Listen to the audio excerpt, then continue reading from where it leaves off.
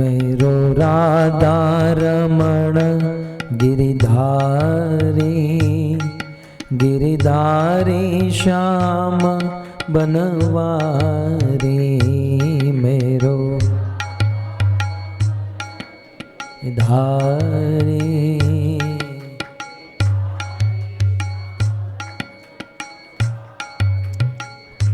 मेरो राधा रमण गिरिधारी,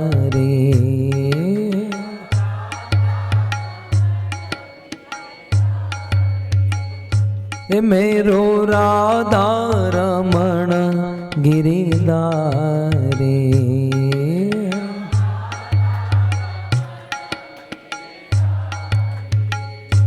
मेरो राधा रमण गिरिधारी,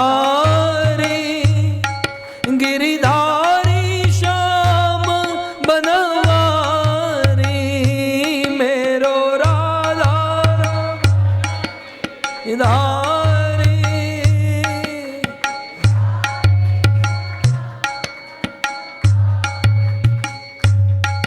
गोविंद मेरो है, गोपाल मेरो है।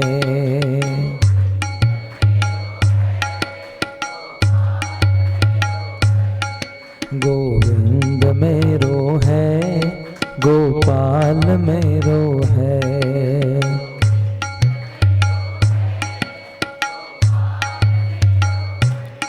श्री बांके बिहारी नंदलाल मेरो है।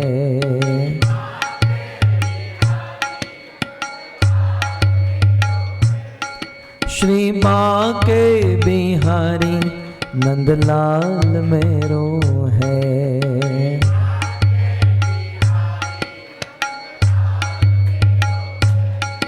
गोविंद मेरो है, गोपाल मेरो है।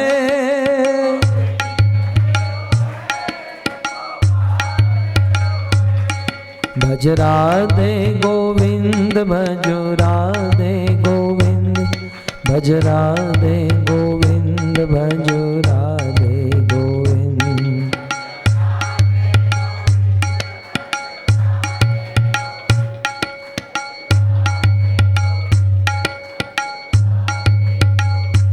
भजो राधे गोविंद, भजो राधे गोविंद, भज राधे गोविंद, भजो राधे गोविंद।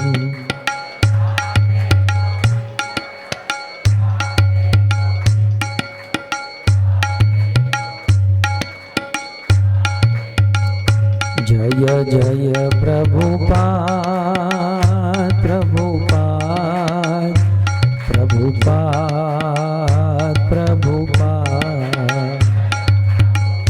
जय श्री प्रभुपाद।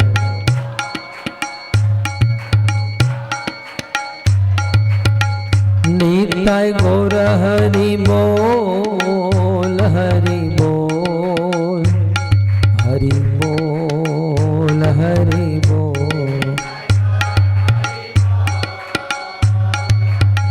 बोल। युग धर्म हरिनाम संकीर्तन की, श्रील प्रभुपाद की निताय गौर प्रेमानंदे।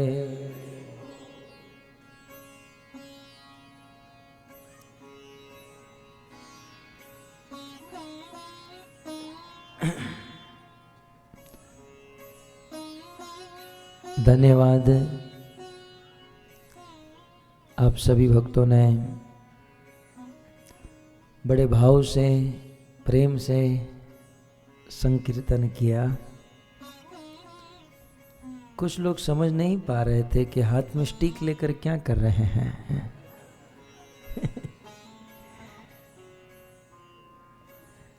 भारत में अनेकों प्रांत है और सभी प्रांतों के अपने अपने नृत्य है। और आदमी नृत्य कब करता है? जब उसे आनंद आता है। नृत्य जो है ये आनंद की अनुभूति है। तो भगवत नाम संकीर्तन करते हुए सब लोग अपने अपने आनंद की अनुभूति व्यक्त करते हैं। अन्य अन्य राज्यों के होने के कारण पंजाबी लोग भांगड़ा करके अपने आनंद की अभिवृद्धि करते हैं, तो हिमाचल प्रदेश के कुछ अलग तरीके से, बंगाल के कुछ अलग तरीके से, गुजरात का एक स्पेशल है गरबा।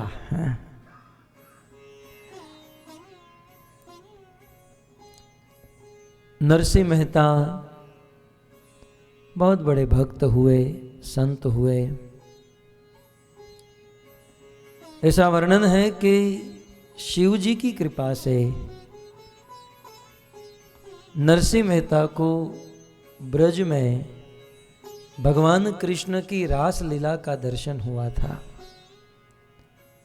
पहले वे शिव जी के भक्त थे, रास लीला का दर्शन करके नरसिंह मेहता कृष्ण के भक्त बन गए। फिर तो वह कृष्ण कीर्तन में, कृष्ण के नाम में मग्न रहते थे। उन दिनों नरसिंह मेहता ने अनेकों पद लिखे, अनेकों भजन लिखे, बहुत सुंदर शास्त्रों से संगत, सैद्धांतिक और शुद्ध पद भजन नरसिंह मेहता के द्वारा लिखे गए। और कभी कभी, क्योंकि हम गुजरात के हैं, बचपन से ये अभ्यास है, तो कभी कभी जब आनंद में आ जाते हैं और अपने लोग मिल जाते हैं तो भजन गा लेते हैं। तो ये नरसिंह मेहता के पद थे जो मैं गा रहा था। मीरा ने अपने ढंग से गाया। तो ये भक्तों की अनुभूति है, और ऐसे शुद्ध भजनों को यदि हम गाते हैं तो वो भाव, वो प्रेम हमारे हृदय में भी उतरता है। आइए पुनः भागवत के इन श्लोकों का रसास्वादन करें।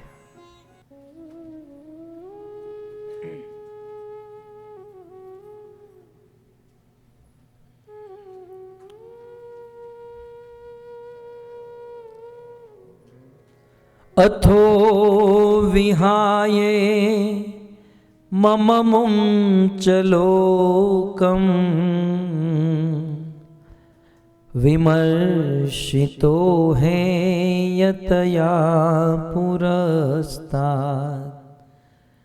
कृष्णाङ्घ्रिसेवा अधिमन्यमान उपाविशत् प्रायममर्त्य नद्या। महाराज परीक्षित,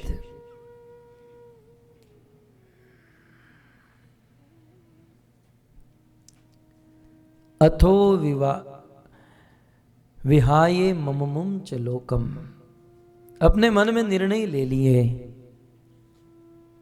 संसार से, संसार की वस्तु से, संसार के लोगों से वैराग्य लेकर भजन करूंगा। कृष्णांग्री सेवा अधिमन्यमानः, बहुत सुंदर शब्द है, लगता है रात भर गाता रहूं। कृष्णांग्री सेवा अधिमन्यमानः, भगवान कृष्ण की सेवा को सर्वोपरि माना महाराज परीक्षित ने। और इसका कारण है कि इसका जन्म ऐसे कुल में हुआ है, ऐसे परिवार में हुआ है, जिन परिवार में सभी लोगों का यही उद्देश्य था कि हम कृष्ण के चरणों की सेवा करें।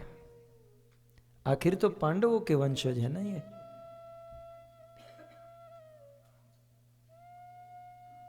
हमारे परिवार में या कुल के बुजुर्गों के गुण उनके पुत्र और पौत्र में उतरते हैं। इसलिए हमारे भारत देश में ऐसी प्रथा है कि जब भी किसी लड़के या लड़की का विवाह करना हो तो मात्र लड़के को ही नहीं देखा जाता, उस लड़के के कुल को देखा जाता है। महत्वपूर्ण है, क्योंकि कुल के जो गुण है वो ब्लड है, रक्त में, लहू में वह गुण होते हैं। वो सीधा समझ में नहीं आता है। वैसे तो सब डिवोटी लग रहे हैं, हरे कृष्ण, नम्रता, सब कुछ, लेकिन जिस दिन पूंछ दबाई जाएगी तब पता चलता है कि ये कितना बड़ा डिवोटी है। जैसे मैं दृष्टांत देता हूं कि यहाँ पर हम लोग बैठे हैं, इतनी सारी लाइटें हैं, बाहर भी प्रकाश है, बाहर अंधकार हो जाए, यहाँ अंधकार हो जाए, और बाहर ये जो घास है वहां से एक बहुत बड़ा सांप अंदर आ जाए और निकलने का एक ही द्वार हो, क्या होगा? तब पता चलेगा तृणादपि सुनी चैन कौन है। अभी तो सीनियर सिटीजन ऊपर बैठिए, हम नीचे बैठेंगे, हम पहले आप। लेकिन जब अंधकार हो, बहुत बड़ा सांप फुफकार मार रहा हो, वास्तविक स्थिति का तो तब ज्ञान हो। इसलिए रामायण में गोस्वामी जी ने कहा, धीरज धर्म मित्र अरु नारी, आपत काल परचियो चारी। हमारे धीरता की परीक्षा, धर्म की परीक्षा, मित्र की परीक्षा और नारी की परीक्षा रोज नहीं होती। कभी कभी जब आपत्ति का काल आता है, आपत्ति का समय आता है, तब हमारे धर्म की, धीरज की परीक्षा होती है।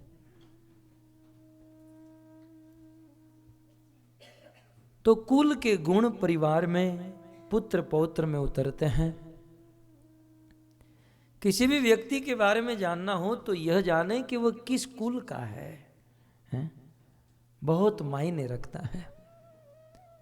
सुखदेव गोस्वामी भगवान रामचंद्र का परिचय देने के लिए पूरे कुल का वर्णन किए। सूर्यवंश, रघुकुल का वर्णन। किसी भी व्यक्ति का परिचय उनका कुल होता है।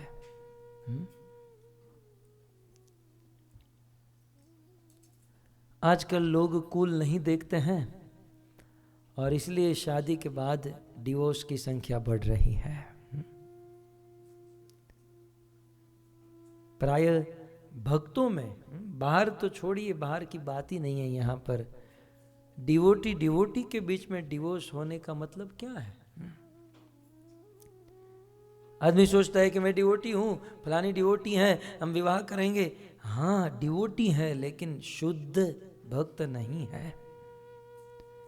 और शुद्ध भक्त नहीं होने के कारण, हाँ, यदि शुद्ध भक्त है तो कोई कुल मायने नहीं रखता है, कोई जाति पाति मायने नहीं रखती है। लेकिन जब तक हम शुद्ध भक्त नहीं है तब तक कुल मायने रखता है। हम गृहस्थ हैं और मेरी गृहस्थों के प्रति बड़ी सहानुभूति और मैं गृहस्थों के प्रति मेरी ममता है, इसलिए मैं आपको सलाह दे रहा हूं कि अवश्य ध्यान रखिए, कहीं भावुकता में बह न जाए। होता क्या है, फलाना डिवोटी, हम डिवोटी, शादी हो जाती है और परीक्षा रोज नहीं होती। जब विषम परिस्थिति आती है ना, तब कुल का गुण प्रकट होता है। गाली देना, मारना, पीटना बाद में शुरू होता है। कुल के गुण आते हैं। इसलिए कहते हैं कृष्णांगरी सेवा। पांडवों ने तो कृष्ण की सेवा को ही अधिमन्य माना, सर्वोपरि माना था ना। और उसमें भी परीक्षित के पिता अभिमन्यु, अभिमन्यु के पिता अर्जुन। मैं आपको अर्जुन की एक घटना बताऊं। जब महाभारत का युद्ध अवश्यंभावी हो गया तो हस्तिनापुर से मामा शकुनी ने दुर्योधन को कहा, जाओ कृष्ण से मदद मांग कर आओ। और यहां से युधिष्ठिर महाराज ने अर्जुन को भेजा, कृष्ण से हेल्प मांग कर आओ। दुर्योधन पहले पहुंचा। ऐसे कार्यों में ऐसे लोग पहले ही पहुंच जाते हैं। भले मंगलारती में पहले नहीं पहुंचेगा, दुर्योधन पहले पहुंचा, लेकिन दुर्योधन कृष्ण का समधी था। कृष्ण के पौत्र का विवाह दुर्योधन की बेटी के साथ हुआ था। समधी था तो दुर्योधन सोचा कि ये तो समधी है, बराबरी वाला है। उस समय द्वारिका में कृष्ण सो रहे थे, तो कृष्ण के चरणों के पास बैठना चाहिए, लेकिन अपने आप को समधी समझ रहा था। कृष्ण के मस्तक के पास बैठा कि जब जगेंगे तब निवेदन करूंगा। कृष्ण के जगने की राह देख ही रहा था दुर्योधन। तब तक तो अर्जुन आए और अर्जुन कृष्ण के चरणों में बैठे। अब जैसे ही कृष्ण की आंखें खुली, आदमी जब सोता है और जब आंखें खुलती हैं तो ऐसे पीछे देखकर तो नहीं जगता, हाँ, तो सीधा ही देखेगा। तो जैसे ही आंखें खुली तो कृष्ण ने अर्जुन को देखा। कृष्ण खड़े हो गए, अर्जुन से गले मिले, मित्र अर्जुन तुम आए हो? पीछे से बोला, मैं भी आया हूं। दुर्योधन ने कहा, मैं भी। अच्छा दुर्योधन आप भी आए हैं। दोनों का स्वागत किए, दोनों से मिले और फिर दोनों को द्वारिका में आने का कारण पूछे कि कोई विशेष कारण। कहा, हाँ हमारे बीच में युद्ध अवश्यंभावी हुआ है, हम आपसे मदद मांगने के लिए आए हैं। कृष्ण ने कहा, देखो अर्जुन आप भी मेरे समधी हो, क्योंकि कृष्ण की बहन का विवाह, सुभद्रा का विवाह अर्जुन के साथ हुआ था। बोले आप भी मेरे रिलेटिव हो, दुर्योधन भी मेरा रिलेटिव है। ऐसे रिलेटिव के साथ युद्ध करना ये मेरा मन नहीं मान रहा है, मैं युद्ध नहीं करूंगा। लेकिन अब आप लोग आए ही हो तो मैं दो ऑप्शन रखता हूं। एक, मेरी पूरी नारायणी सेना आपको युद्ध में हेल्प करेगी, और दूसरा ऑप्शन मैं, लेकिन मैं युद्ध नहीं करूंगा, बस आपके साथ आपके टीम में बैठूंगा। कोई सलाह मांगोगे तो सलाह दूंगा। अर्जुन तुम पहले चुनो, क्या चाहिए तुम्हें? दुर्योधन ने कहा, पहले मैं आया था, मुझे मांगने के लिए कहीं। दुर्योधन का तो क्लियर ही था, वो तो सेना ही मांगने आया था। लेकिन कृष्ण ने कहा, दुर्योधन अर्जुन छोटा है और धर्मशास्त्र कहता है कि बड़ा और छोटा जब आपस में साथ हो और जब इच्छा पूर्ति की बात आए तो पहले छोटे की इच्छा पूरी होनी चाहिए। अर्जुन छोटे हैं, और वैसे भी जब अर्जुन आए तो मैंने पहले अर्जुन को देखा, इसलिए अर्जुन की इच्छा पहले पूर्ण होगी। बात आई है इसलिए कह दूं, भक्त लोग दौड़ दौड़ कर मंगला आरती में आते हैं। कई बार लोगों को प्रश्न होता है कि इसका कारण क्या है। कारण यही है कि मंगला आरती में भगवान जब जगते हैं और अपनी आंखें खोलकर दुनिया को दर्शन देते हैं, जो सबसे पहले भगवान को दिखाई देता है उनकी इच्छा पहले पूर्ण होती है। जैसे भगवान जगे और अर्जुन पहले दिखाई दिए तो अर्जुन की इच्छा पहले पूर्ण हुई, और हम तो कभी मंगल आरती पहुंचे ही नहीं है, तो इच्छा ही कैसे पूर्ण होगी है? इसलिए ये भाव है मंगला आरती। हमारे बरसाने में तो कहावत है, जो करे मंगला वो कभी ना होगा कंगला। जो मंगला आरती करेगा वो कभी कंगाल नहीं होगा, धनी बना रहेगा। तो अर्जुन को कहा, अर्जुन मांगो क्या चाहिए? अर्जुन ने कहा, प्रभु सोचने की क्या बात है, मुझे तो आप चाहिए। कृष्ण ने कहा, अभी भी समझ कर, अभी समय नहीं हुआ है, और मुझे लेकर क्या करोगे अर्जुन? मैं कोई युद्ध तो करूंगा नहीं, केवल बैठूंगा, मेरी नारायणी सेना तो युद्ध करेगी। दुर्योधन कहते हैं, प्रभु मांग लिया है ना अभी उसने, छोड़ो ना, अभी ले लिया है, दे दो। कृष्ण ने कहा अभी भी समझ लो अर्जुन, क्या चाहिए? अर्जुन ने कहा प्रभु कोई सोचने की जरूरत नहीं, मुझे तो आप चाहिए। बोले युद्ध कैसे करोगे? अर्जुन ने कहा प्रभु यदि आप मेरे साथ हो मुझे किसी भी बात की परवाह नहीं है, बस आप मेरे रथ की डोर अपने हाथ में रखिएगा। ये कौरव तो क्या, मैं महादेव के ऊपर भी विजय प्राप्त करने की ताकत रखता हूं यदि आप मेरे साथ हो तो। महाभारत में ऐसा वर्णन भी है। अर्जुन ने कहा कि जैसे मेरे रथ की बागडोर अपने हाथों में ली, वैसे मेरे जीवन की डोरी भी आप अपने हाथों में रखिएगा। इस प्रकार ये है डिसीजन, कोई देरी नहीं। इसे कहते हैं कृष्णांग्री सेवा अधिमन्यमान। कृष्ण को ही प्रायोरिटी देते थे ये परिवार, ये कुल, ये वंशज। और जैसे अर्जुन ने मांगा कि कृष्ण मुझे तो आप चाहिए, दुर्योधन ने कहा कि तो फिर नारायण अपनी सेना को भेज दीजिए मेरे साथ। दुर्योधन सेना को लेकर चला गया। जो शुद्ध भक्त होते हैं वो भगवान से कुछ नहीं मांगते, वो भगवान को ही मांग लेते हैं। शुद्ध भक्तों का यह निर्णय होता है। जीवन के अनेक मोड़ में हमें अनेकों बार डिसीजन लेना होता है, और हमारे वे डिसीजन हमारे जीवन या हमारे पूर्व अगले जन्म का स्थान निश्चित करता है। तो जो भक्त होता है वो भगवान को ही चुनता है। समुद्र का मंथन हुआ, लक्ष्मी जी प्रकट हुई, हाथ में वरमाला लेकर जब घूमने लगी, अनेक अनेक लोग बैठे थे, लेकिन उन सब को ठुकराकर लक्ष्मी जी ने नारायण को ही चुना। ये बड़े बड़े लोग, चुनाव का जब समय आता है तो भगवान को ही चुनते हैं। तो इसे कहते हैं कृष्णांग्री सेवा अधिमन्यमान। निर्णय किया कि मैं कृष्ण की सेवा को ही प्रायोरिटी दूंगा। और कहां जाऊंगा?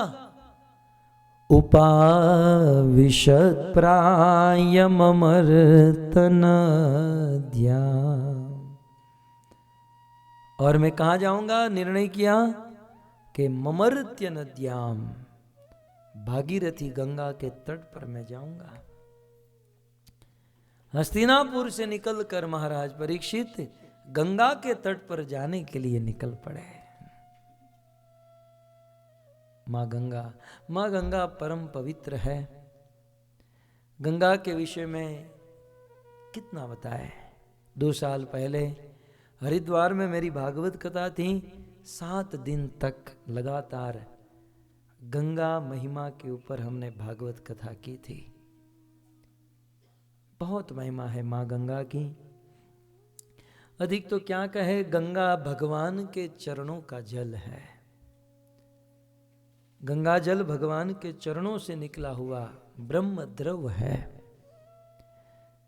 जब भगीरथ जी गंगा को ब्रह्मलोक से धरती पर ला रहे थे तो मां गंगा की 2 शर्त थी कि मैं जब ब्रह्मलोक से धरती पर आऊंगी, मेरा फोर्स बहुत प्रचंड होगा, मैं पृथ्वी को भेद कर पाताल में चली जाऊंगी। मेरे फोर्स को रोकने की कुछ सुविधा कीजिए। भगीरथ जी शिव जी के पास गए और शिव जी ने देखा कि ये तो मेरे इष्ट, मेरे प्रभु भगवान विष्णु के चरणों से निकला हुआ जल है। शिव जी ने कहा कि जाओ गंगा को कहो कि मेरे मस्तक पर आ जाए। भागवत में जब प्रश्न उठा भगवान कौन, तब भागवतकार ने उत्तर दिया भगवान वो है जिनके चरणों से निकले हुए जल को ब्रह्मा अपने कमंडल में धारण करते हैं, शिव अपने मस्तक पर धारण करते हैं। जिनके चरणों से ये जल निकला है वो है भगवान मां गंगा। जिस गंगा जल का स्पर्श करने से सगर के 60,000 पुत्रों का उद्धार हो गया। आज भी यदि किसी की मृत्यु हो जाती है और मृत देह की अस्थि गंगा के जल को स्पर्श होती है तो वह आत्मा, उस आत्मा का भी उद्धार हो जाता है। बड़ी महिमा है माँ गंगा की। महाराज परीक्षित ये जानते थे, इसलिए अपने अंतिम दिनों में, इन 7 दिनों में गंगा तट पर जाना उन्होंने उत्तम समझा। तैयार, और देरी नहीं की महाराज परीक्षित ने। सोचा कि बस अब मैं निकलूं, लेकिन सोचा कि राज्य कौन संभालेगा, राजा का भी ये कर्तव्य है, कैसे तुरंत छोड़ छाड़ कर चले जाए। महाराज परीक्षित ने अपने ज्येष्ठ पुत्र जन्मेजय को बुलाया, तुरंत उनका राज तिलक कर दिया कि बेटा आज से तुम ये राज संभालो। और परीक्षित ने अपना राज परिवेश त्याग दिया, अपने वस्त्र त्याग दिए, मात्र एक कोपिन, एक लंगोट पहनकर परीक्षित घर से निकले। सूरदास जी अपने भजन में, सूत जी ने इतना वर्णन नहीं किया, लेकिन सूरदास जी ने अपनी रचना में लिखा है, मैंने अभ्यास किया था बहुत वर्ष पूर्व। सूरदास जी कहते हैं कि जैसे ही महाराज परीक्षित घर से निकले, उनके पुत्र, उनकी पत्नी, उनका समाज उनको रोकने लगा कि आप मत जाइए, लेकिन परीक्षित की लगन लग चुकी थी, मन ही मन सब कुछ त्याग चुके थे। इन सब के रोकने पर भी महाराज परीक्षित नहीं रुके, पूर्ण वैराग्य हो चुका था, निकल पड़े हैं। और चलते चलते महाराज परीक्षित भागीरथी गंगा के तट पर आए, और गंगा तट पर आकर महाराज परीक्षित ने सर्वप्रथम गंगा में स्नान किया, और गंगा जल हाथ में लेकर महाराज परीक्षित ने संकल्प किया, मेरे जीवन में जितने भी दिन बचे हैं उन 7 दिनों में मैं भोजन नहीं करूंगा, मैं जल नहीं पीऊंगा, और एक घड़ी भी मैं सोऊंगा नहीं। ये प्रथम संकल्प था। अनशन आमरण व्रत धारण कर लिए महाराज परीक्षित। आप लोग कह सकते हैं कि भाई आज के नेता भी अनशन रखते हैं, ये कौन बड़ी बात है, परीक्षित ने अनशन रखा। लेकिन महाराज परीक्षित ने अनशन तो किया कि मैं भोजन नहीं करूंगा, साथ ही साथ उन्होंने संकल्प किया कि मैं भोजन नहीं करूंगा, जल नहीं पीऊंगा और निद्रा नहीं करूंगा, साथ ही साथ इन 7 दिनों में मैं भगवान विष्णु की कथा सुनूंगा। ये महत्वपूर्ण चीज है। चलो आज आप लोग अनशन न कर सको, लेकिन खा पीकर भी कथा सुनने का तो निर्णय ले सकते हैं।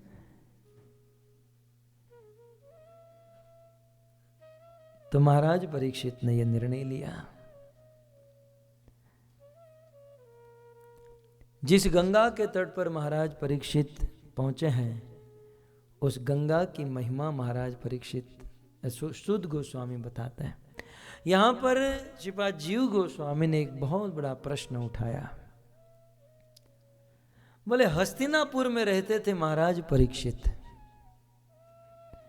और वैसे देखा जाए तो हस्तिनापुर से यमुना नदी निकट है, गंगा दूर है, ठीक है,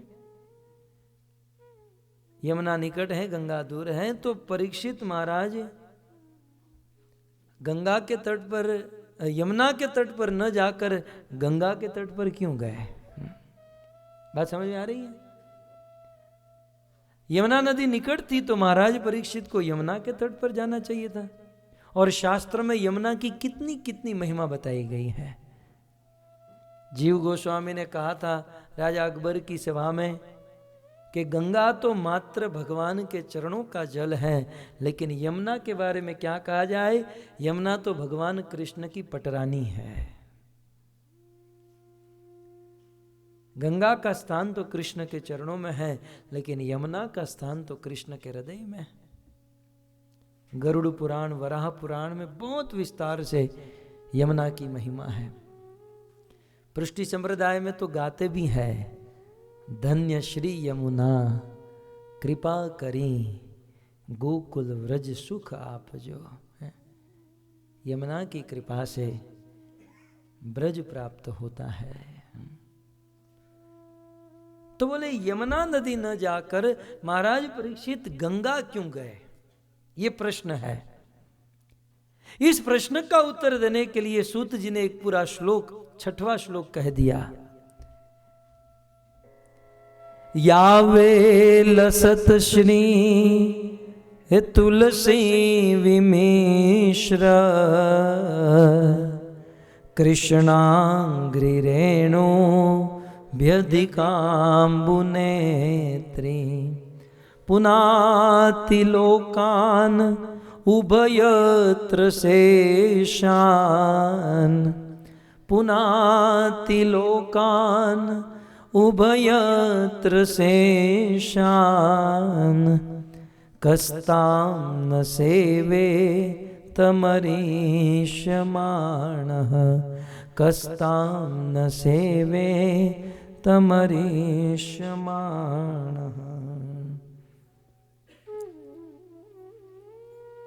सूत जी कहते हैं, प्रश्न आपके माइंड में होल्ड रखिएगा कि यमुना तट पर न जाकर गंगा तट पर क्यों गए।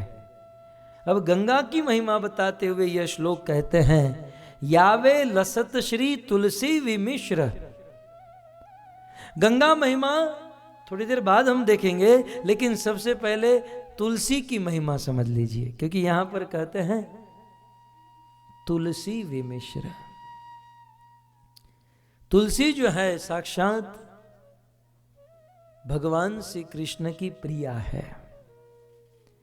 ब्रज में भगवान की राधा के साथ जो भी लीला होती हैं, वह सारी लीला का आयोजन तुलसी या वृंदा के द्वारा होता है। तुलसी का ही दूसरा नाम है वृंदा। इस तुलसी के विषय में कहते हैं, तुलसी मृतिका पुंड्र ललाटे यस्य दृश्यते देहम न स्पृश्यति तत्पापम क्रियमानस्तु नारद। साक्षात भगवान नारद जी से कहते हैं कि तुलसी की बात दूर रही, तुलसी जहां पर लगी हुई है उस माटी को यदि कोई अपने ललाट पर लगावे तो इस दुनिया में ऐसा कोई पाप नहीं है उस भक्त को टच कर सके। तुलसी की महिमा है। और भक्तों, जिसके घर में तुलसी नहीं है, भारत के संतों ने वह घर श्मशान कहा है। भक्त की पहचान तुलसी से होती है। रामायण में वर्णन है, हनुमान जी जब लंका गए, बहुत परेशान हो गए, 7-8 दिन तक रहे, कुछ खाया पिया नहीं, क्योंकि वहां पर नॉनवेज ही मिलता था, ऐसा वर्णन है। सीता ने कहा 7 दिन से आए, कुछ नहीं खाया, क्यों? बोले माँ यहाँ तो सब नॉनवेज मिल रहा है, क्या खाओ। आकाश के मार्ग से हनुमान जी एक स्थान पर गए, विभीषण का घर था, उनके प्रांगण में तुलसी का पौधा देखा। रामायण में वर्णन है, हनुमान जी समझ गए कि कोई वैष्णव है यहाँ पर। वैष्णव की पहचान तुलसी से होती है, फिर वह तुलसी घर पर हो या गले में हो, ये वैष्णव की पहचान है तुलसी। कई बार कुछ लोग कहते हैं कि आप ये तुलसी क्यों पहनते हो?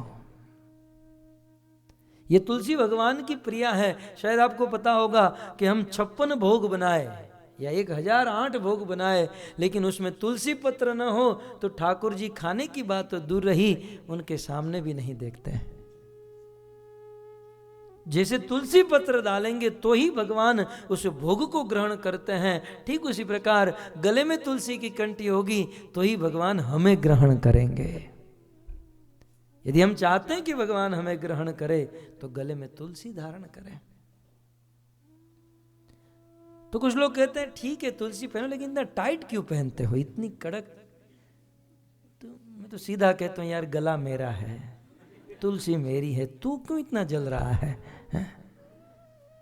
लेकिन जेन्युइनली यदि उत्तर दिया जाए, ये गले में टाइट तुलसी इसलिए पहनते हैं क्योंकि अंदर से जो भी हम बोलते हैं ये तुलसी को टच होकर निकलता है, और जो भी हम अंदर डालते हैं वो भी तुलसी को टच होकर अंदर जाता है, इसलिए इनपुट आउटपुट दोनों पवित्र हो जाता है।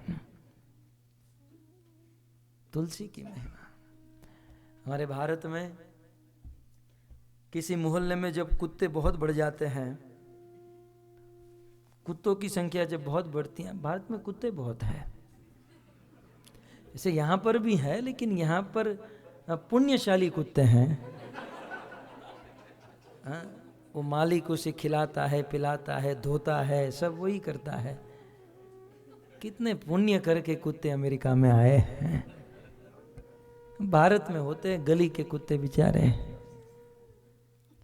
जब किसी गली में, किसी मोहल्ले में कुत्तों की संख्या बढ़ जाती है, तब म्यूनिसिपैलिटी की एक वैन आती है, डॉग वैन। कुत्तों को घसीट घसीट के वैन में डालती हैं, पकड़ पकड़ कर कुत्तों को लेकर जाती हैं। लेकिन वो म्यूनिसिपैलिटी के आदमी देखते हैं कि जिस कुत्ते के गले में बेल्ट है उसको नहीं पकड़ती हैं, क्योंकि कुत्ता तो अपने हाथों से बेल्ट पहन नहीं सकता है। कुत्ते के गले में बेल्ट है, इसका मतलब है कि ये किसी का पालतू कुत्ता है। तो समझ जाते हैं कि ये किसी का पालतू है, इसे नहीं लेकर जाना है। बाकी कुत्तों को घसीट घसीट कर लेकर जाती हैं। ठीक उसी प्रकार मरते समय यमराज के दूत जब आते हैं, जिसके गले में तुलसी की कंठी है, सोचते हैं ये तो विष्णु का पालतू है, ये तो वैष्णव है, इसको छोड़ दो। और जिसने तुलसी की कंठी नहीं पहनी उसे घसीट घसीट कर यमराज के दूत लेकर जाते हैं। इसलिए जिन जिन के गले में नहीं है, कृपया करके बाहर संकीर्तन स्टॉल से खरीद कर पहन लीजिएगा, नहीं तो मुझे कहिए, मैं पहना दूंगा कल आपको। तुलसी की बड़ी महिमा है भक्तों। ऐसा शास्त्र में लिखा है। ये तुलसी की महिमा केवल हिंदू धर्म में ही नहीं है, सभी धर्मों में है। क्रिश्चियन धर्म में, बाइबल में तुलसी का वर्णन हुआ है। जीसस ने बाइबल में तुलसी को बेसिल कहा है, और ऐसा वर्णन है कि जीसस की कब्र के ऊपर तुलसी का पौधा उगाया था। मैंने देखा नहीं, लेकिन ऐसा वर्णन है। जो भी है वे लोग भी तुलसी को मानते हैं। कुरान में भी लिखा है, कुरान में तुलसी को दमन कहा है, और कुरान में भी तुलसी को पवित्र माना गया है। और हिंदू धर्म में, वैष्णव जगत में तो तुलसी, बृहदारण्य पुराण में लिखा है, तुलसी काननम यत्र यत्र पद्मवनानि च पुराण पठनम यत्र यत्र सन्निहितो हरि। जहां तुलसी होती है, जहां तुलसी का पौधा होता है, वहां पर हरि सदैव के लिए वास करते हैं। और तुलसी की सेवा 9 तरीके से की जाती है। ध्यान से सुनिए, प्रैक्टिकल बात आई है। स्कंद पुराण में लिखा है, दृष्टवा स्पृष्टवा तथा ध्याता कीर्तिता नमिता श्रुता रोपिता सेविता नित्यम पूजिता तुलसी शुभा।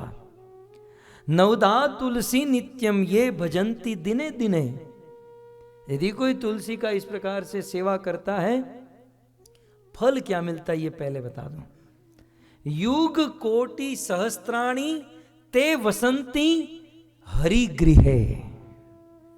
करोड़ों करोड़ों युग तक वह व्यक्ति हरि के गृह में वास करता है, वैकुंठ में वास करता है। कौन?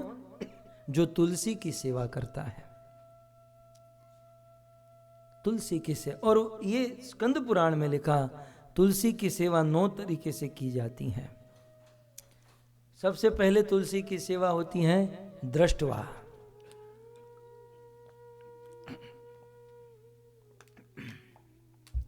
श्रद्धा पूर्वक प्रेम भरी दृष्टि से तुलसी को देखना, ये तुलसी की पूजा है।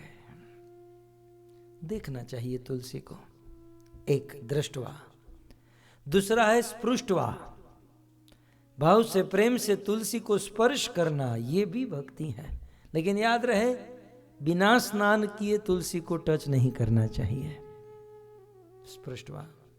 तीसरा है ध्याता।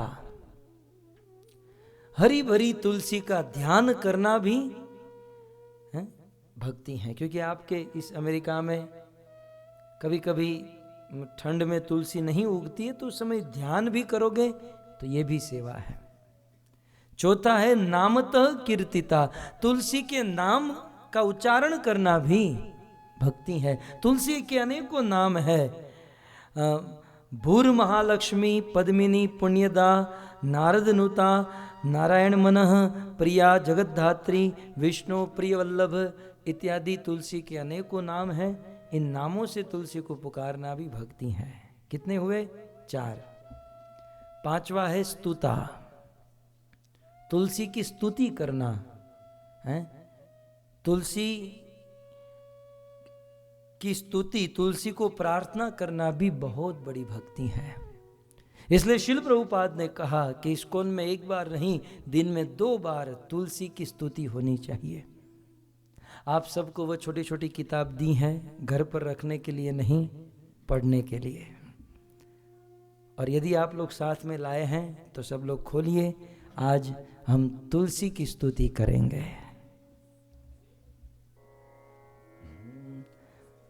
वृंदाए तुलसी देव्ये प्रियायै केशवस्य विष्णु भक्ति प्रदे देवी सत्यवत्यै नमो नमः। वृंदाय तुलसी देव्यै प्रियायै केशवस्य विष्णु भक्ति सत्यवत्यै नमो नमः। नमो नमः तुलसी कृष्ण प्रेयसी नमो नमः तुलसी कृष्ण प्रेयसी नमो नमः। राधा कृष्ण सेव पावो एई अभिलाषी। राधा कृष्ण सेवा पावो एई अभिलाषी। तुलसी कृष्ण प्रेयसी नमो नमः तुलसी कृष्ण प्रेयसी नमो नमः। हे तुलसी, मैं आपको बारंबार प्रणाम करता हूँ। आप राधा और कृष्ण, आप कृष्ण की प्रेयसी हो, कृष्ण की प्रिया हो, और आपकी कृपा से ही राधा और कृष्ण की सेवा प्राप्त हो सकती है। हे तुलसी देवी, आप हमें राधा और कृष्ण की सेवा में लगाओ, इसलिए हम आपको बारंबार प्रणाम करते हैं। आगे कहते हैं, जे तुम्हार शरण लोय तार वांछ पूर्ण हो।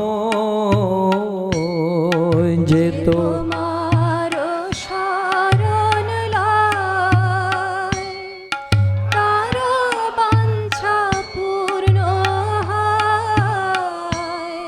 कृपा कोरी करो तारे वृंदावन वासी। कृपा करे करो तारे वृंदावन वासी। आपकी जिसने शरण ग्रहण की है, हे तुलसी देवी, आपकी शरण ग्रहण करने वाले की सारी इच्छाएं पूर्ण हो जाती हैं। आज मेरे मन में इच्छा है कि मैं वृंदावन में वास करूं, मुझ पर कृपा करो कि मैं वृंदावन में आकर मैं ब्रज का संग करूं। मोर ये अभिलाष विलस कुंज दियो वास। मोरो ये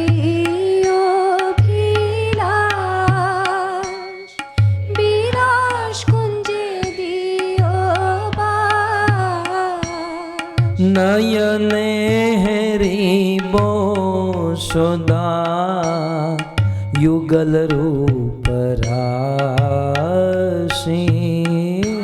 नयने हेरिब सदा जुगल रूप राशि। हे तुलसी देवी, मेरे मन में ये अभिलाषा है कि मैं वृंदावन के विलास कुंज में वास करूं और नित्य निरंतर जुगल रूप राधा और कृष्ण का दर्शन करूं। ए निवेदन धरो सखी रा